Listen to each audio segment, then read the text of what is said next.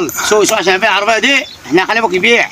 لو هنا عليك اجيب لك بطاريه. نفضل نسوق كده مفيش انت هفضل ادلع فيك كده واسوق فيك ولا ايه؟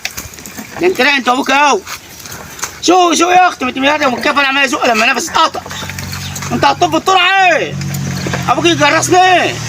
يلا سوق عشان اروح عند ابوك الغاي. ابوك زمانه جاي دلوقتي. اهو جه. يا طه. ايوه يا غادي. يا ابني اللي طلع العربيه دي من جوه. انا اللي قلت هفسح اختي اوديها الغاي. فسح اختك؟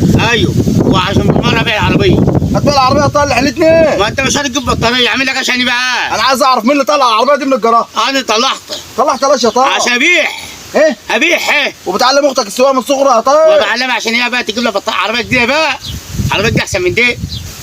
يا ابني حرام عليك ده.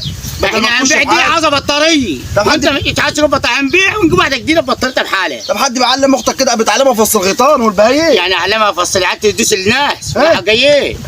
هاي هتفتري علينا بعد ما اسوق العربيه. احنا نجيب عربيه. لف هات العربيه وتعالى وراي.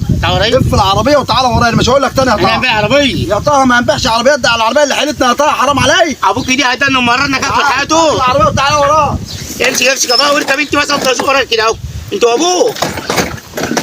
سوق خلص سوق. افضل اسوق فيك ايه؟ مش اللي انت وابوك